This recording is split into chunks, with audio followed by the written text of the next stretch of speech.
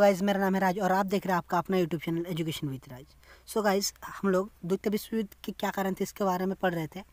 इस कंटेक्स्ट में हम लोगों ने ये 4 पॉइंट डिस्कस कर लिया था, जो कि हमारे फ्रंट में दिख रहा है आप लोगों को। प्रथम विश्व युद्ध एवं अनुचित वर्षीय संधि, गुटबंदी, दलबंदी, तीसरा में सैनिकवाद, चौथा में राष्ट्रीय संघ की निर्बलता। 4 पॉइंट हम लोगों ने डिस्कस कर लिया। अगर आप लोगों ने ये वीडियोस नहीं देखा है तो लिंक डिस्क्रिप्शन में जाकर देख सकते हैं और आपको ये वीडियो आई बटन पे भी मिल जाएगा।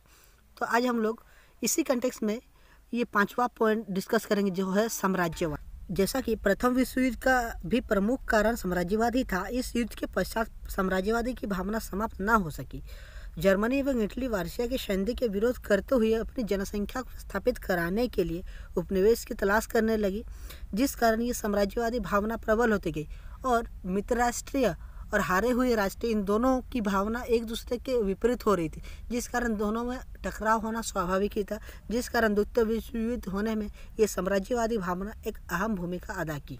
हमारा 6वां पॉइंट है तानाशाहों का उदय। द्वितीय विश्व युद्ध से पहले अनेक देशों पर तानाशाहों का ही शासन था और इस प्रथम विश्व युद्ध के पश्चात वार्षिया संधि के बाद जर्मनी पर हिटलर नामक एक महान क्रूर शासक उत्पन्न हुआ और उसने अपनी महत्वाकांक्षा को बढ़ाने के लिए सैनिक तैयारियां करने लगा। उसी प्रकार इटली में मुसोलिनी नामक एक तानाशाह का उदय हुआ। वो प्रथम विश्व युद्ध में मित्र राष्ट्र की ओर से लड़ा और उसका ये मानना था कि उससे उचित इनाम नहीं दिया गया, जिस कारण वो भी इस वार्षिया संधि का घोर विरोधी था।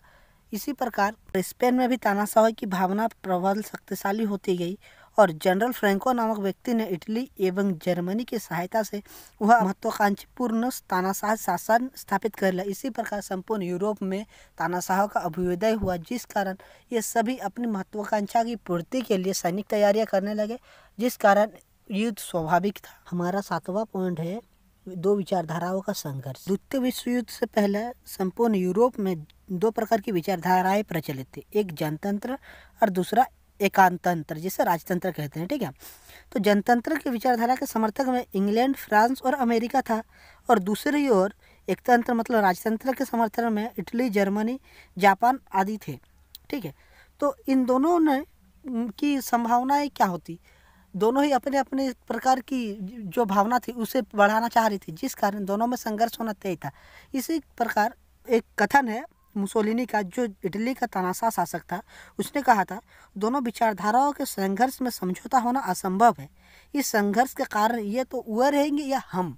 हमारा 8वां पॉइंट है राष्ट्रीय समाजवाद। जर्मनी में इस प्रकार की भावना जागृत हो गई कि वे शुद्ध आर्य है और शुद्ध आर्य मनुष्य में सबसे सर्वश्रेष्ठ है, अतः उन्हें ही अधिकार मतलब उन्हें ही शासन करने का अधिकार है। ये राष्ट्रीय समाजवाद की भावना भविष्य में अत्यंत हानिकारक सिद्ध हुई, क्योंकि प्रथम विश्व युद्ध के पश्चात जर्मनी के जो हिस्से थे, जर्मनी तो हार गया था, उनके जो हिस्से थे वह हिस्से चेकोस्लोवाकिया, पोलैंड आदि विभक्त भागों में विभक्त हो गई थी और फिर से गंभीर समस्या उत्पन्न हो गई। हिटलर विदेशों में रहने वाले जर्मनियों से यह आग्रह किया करता था, वे आके जर्मनी में मिले, जिस कारण उसने युद्ध का सहारा लिया, कारण द्वितीय विश्व युद्ध होने में एक अहम भूमिका निभाई। तो ये 8 पॉइंट टोटल हो गए हैं हमारा दोनों वीडियो मिलाकर। ठीक है, और बाकी जितना भी 3-4 पॉइंट है उन्हें हम अगली वीडियो में कवर करेंगे। वीडियो में अंत तक बने रहने के लिए आप लोगों का बहुत बहुत धन्यवाद। आप लोगों से अनुग्रह करना चाहूँगा कि अगर आपने हमारे चैनल को सब्सक्राइब नहीं किया है तो प्लीज़ सब्सक्राइब कीजिए।